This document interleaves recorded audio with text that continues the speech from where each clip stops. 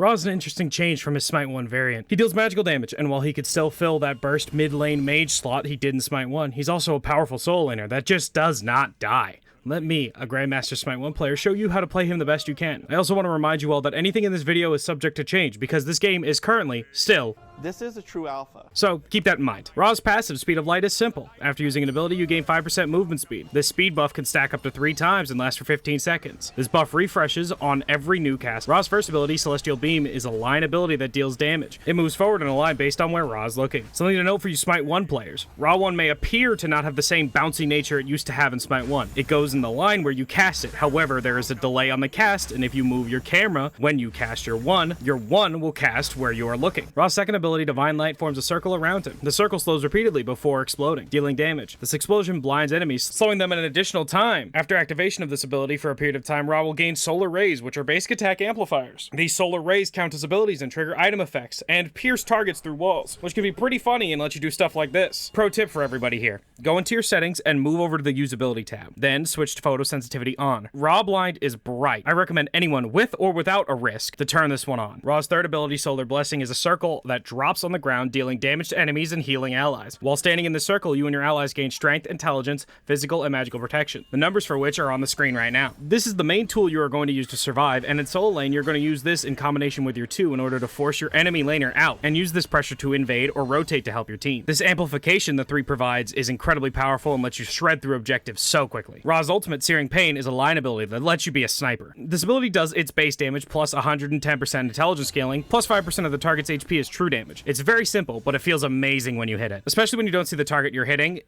it is just dopamine. It's a short cooldown, and after getting 1 or 2 cooldown items, it allows you to use the ability to clear, to secure buffs, and is one of the best objective secures in the game. Currently, Ra has 2 playstyles. You can be the big mid-lane burst mage that snipes and takes huge chunk out of enemies, or you could be the brawler soul laner that lives forever and uses this pressure to stall or to rotate after buying Gladiator Shield and Phoenix Shield to get to objectives for your team using your third ability. His movement speed is an incredible asset that you can use regardless of the playstyle you have with him, but he is a powerful mage you should be playing. I personally think his best role is solo, but let me show you why I think that.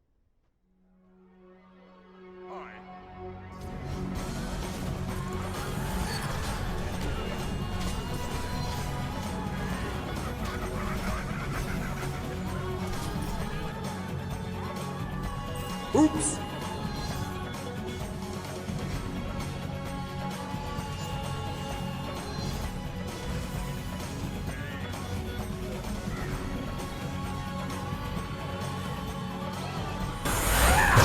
You have slain an enemy.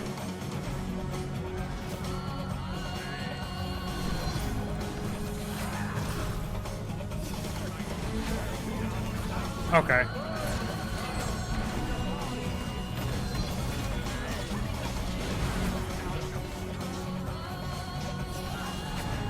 Let me live!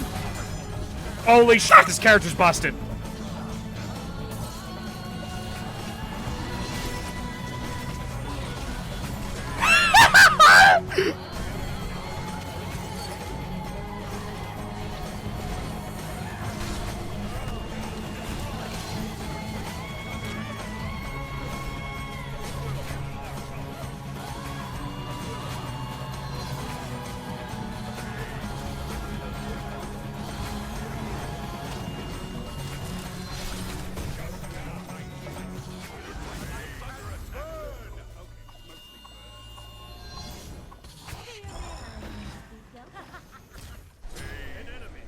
I'll bring light into the darkest of places. Other than that, though, I hope you learned something. If you did, I'd appreciate it if you liked and subbed. It's free and you can always unsub later. But remember, no matter how bad things seem right now, it's gonna be okay. Bye!